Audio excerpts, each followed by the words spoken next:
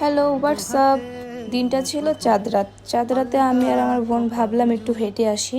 হাঁটার আগে আমি আমার দুষ্টু গরুকে একটু আদর করে নিয়েছিলাম, তাই ওরা যেহেতু মেহেদি পড়ছিল ওরা ওদের একটু মেহেদি দেখাইতেছিল। আর আমার কেন জানি গরু কুরবানি করা দেখলে অনেক বেশি কষ্ট লাগে। তো ফাইনালি ঈদের দিনটা চলেই আসলো। ঈদের দিনটা অনেক বেশি বিজি ছিলাম, তাও নিজের জন্য একটু টাইম বের করে বিকালে বের হলাম। আজকের আউটফিটটা কেমন লাগছে তোমরা দেখে বলো।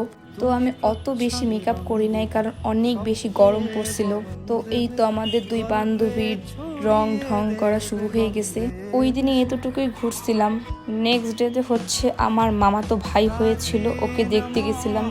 আমরা মেট্রো স্টেশনে এসে টিকিট কেটে মেট্রো রেলে উঠে পড়বো এখন, কারণ আমাদের অনেক বেশি লেট হয়ে গিয়েছিল। আর এইখানে আমি বলতেছি যে ছবি তোল, ও ছবি না তুলে ভিডিও করা শুরু করছে। তো ঈদে যেহেতু আমাদের কাজিনদের সাথে দেখা হয় না একদমই, তো ঈদের পরের দিন হচ্ছে আমরা একটু মিট করি ওদের সাথে। অনেক জার্নি করার পর চলেই আসলাম। আমার মামাতো বোন আমার হাত ধরে নিয়ে যাইতেছিল যে চলো তাড়াতাড়ি চলো, আমার ভাইকে দেখবা। আর আমরা তো গিয়েছিলাম চাষারা, ওইখানে বলতে গেলে আমরা কোনো কিছুই চিনি না। অনেক কষ্ট করে একটা রেস্টুরেন্ট বের করে বসে পড়লাম। আর এইখানে হচ্ছে আমাদের বড় ভাই আমাদের একটা ফুল কিনে দিল, ধন্যবাদ বড় ভাই।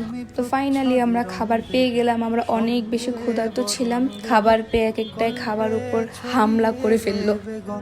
আর ওদের অনেক বেশি মিস করতেছি যখন চলে আসছি, কারণ আমরা সর্বোচ্চ 5-6 ঘন্টা একসাথে ছিলাম। ফাইনালি ওদের বিদায় দিয়ে আমরা বাসার উদ্দেশ্যে রওনা দিলাম। সবাই ভালো থাকা, টেক কেয়ার।